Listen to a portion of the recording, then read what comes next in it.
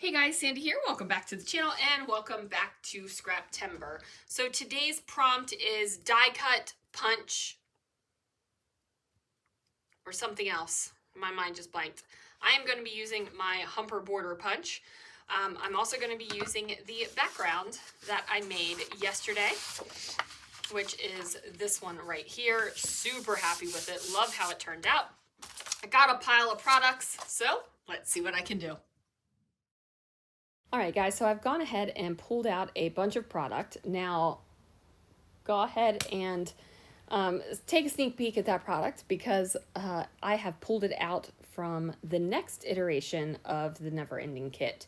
I went through and put away a bunch of stuff and started pulling out some items, and I still have a couple more things to pull out for the kit, and then I will be able to share what it is and what that will look like going forward. It is going to be a brighter kind of fun kit with the Alcatraz. I felt like I really got into the muted pretty florals and patterns and stuff like that, and I'm ready for some bright fun colors. So that is why this version of the kit is there. There are some things coming back that were in previous versions of the kit, and there are some things that were still in the Alcatraz version of the kit. So anyway, I've gone ahead and cut down my photos and the photo mats, and I took a moment to just figure out which way I wanted my photos to be and which direction I wanted the background to be. I do know that there have been plenty of backgrounds that I've made on a Sunday and have not used yet, so hopefully this will please the masses that I am actually using the background that I made the night before. But I will tell you guys, just playing with the products and making the backgrounds makes me stupid happy. Like just doing that little moment of creativity and sometimes messiness just makes me happy, gives me the joy. I decided to use that Humper Border Punch with the vellum, and then I'm going to have that vellum kind of peeking out of either of the photos. So this is a photo of my vine at the Kincannon Winery. You guys have seen me scrapbook photos of my vine before that has my name on it, where it has a little hanging plaque.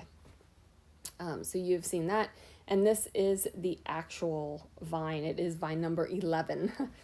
So we took this photo last time we went to Kincannon. Has it been that long since we've been to Kincannon? Oh shoot, Christopher's nodding his head to let me know that it has been that long. This was last May, so it's been over a year. Wow, holy crap, you guys. Okay. So anyway, that is the vine that my personal vine is on, I guess. Anyway, those photos are there. I thought that this would be a fun way to document it because the purplies and pink colors kind of remind me of the color of grapes, even though I am not screaming at you with grape or vine decorations on this layout. So I have gone ahead and pulled out my little label-y embellishment box, and I'm going to figure out how to make a nice place for my title to sit. I felt like there needed to be a good base for it because there is a lot going on in the background. So I went ahead and created this cluster with the tag and the labels and the glitter washi tape because, you know, you can never go wrong with glitter washi tape, you guys. Except the washi tape was a little bit too long, so I went ahead and fixed that. And of course, this is a tag, so its tag hole has to be covered. We cannot have any naked tag holes. I am using some white and silver twine. I just go ahead and tie a bow in that, trim off the ends. I'm going to dollop a little glue in the tag hole and then tap that little bow right in there. And it works out great. Now I pulled out these rub-ons. These are old rub-ons. I don't even know if they are scrapbooking rub-ons or if they were like home decor rub-ons. I remember when rub-ons were all the rage when I was like in, I want to say 4th and 5th grade. We decorated everything. I remember I was going to this church and I put rub-ons on the inside of the Bible where it said like the Holy Bible, and it had this decorative rub-on underneath of it. And I remember getting yelled at for defiling a Bible. And I was like, huh, how about that? I just thought it made it look pretty. And then, now I've got a Bible that I paint in and stuff. Not that I've Bible journaled in a hot minute, you guys, but it's still there. Anyway, that story just popped up about when rub-ons were all the rage. Like, you went to the craft store and rub-ons were everywhere. Does anybody remember that?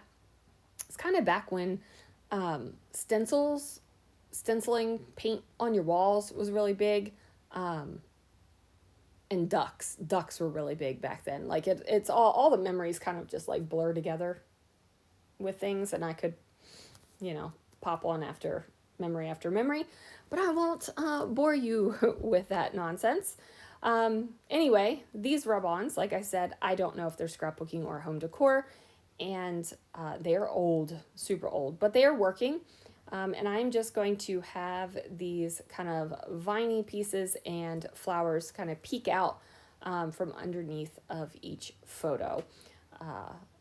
I am using a Creative Memories multi-purpose tool for this. I have found that this is my favorite thing to use to get rub-ons off of their backing paper and onto my paper.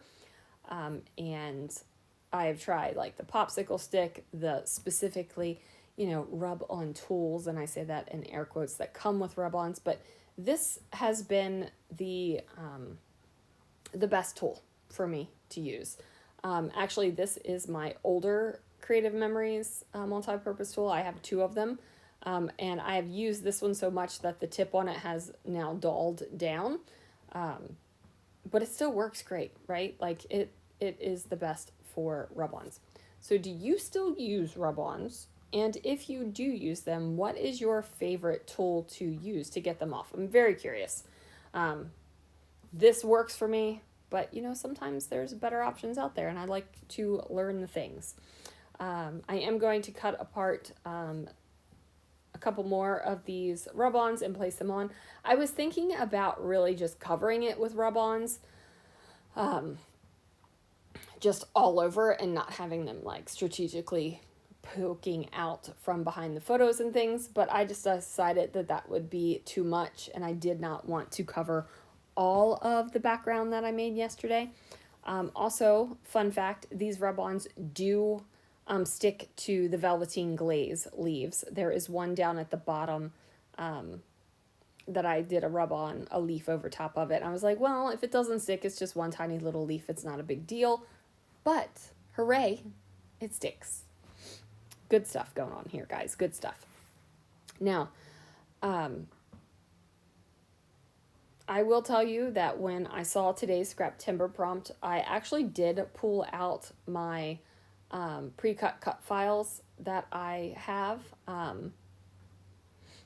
left, right? Like, I went through a time where cut files were huge, was in a swap, people gave them to me. I had some I cut out. I think I was in a cut file club for a hot second. But I find that I would much rather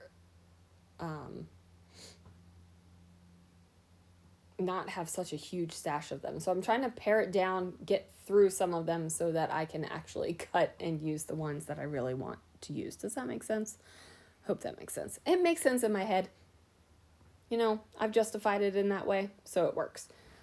But we all have different ways of justifying our scrapbookiness, right? And how we scrapbook. So it's all good. It works for me. And that's really what it boils down to. I am bringing in some of these thickers. I do believe these are Maggie Holmes, and I'm just going to put those down. Again, all of these things are going to be things that are in the next iteration of the Never Ending Kit.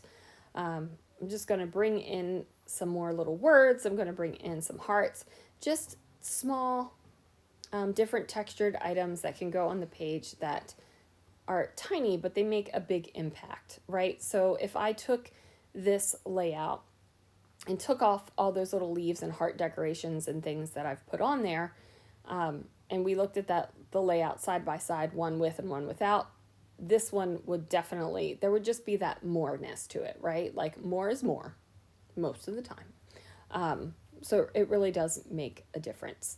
I am going to use a tried and true title. A lot of my titles are hello this or hello that, because scrapbooking companies use a lot of words like hi and hello in their items because it is attractive to card makers and stampers, right? Like they want to try to hit the market with as many purchasers as they can.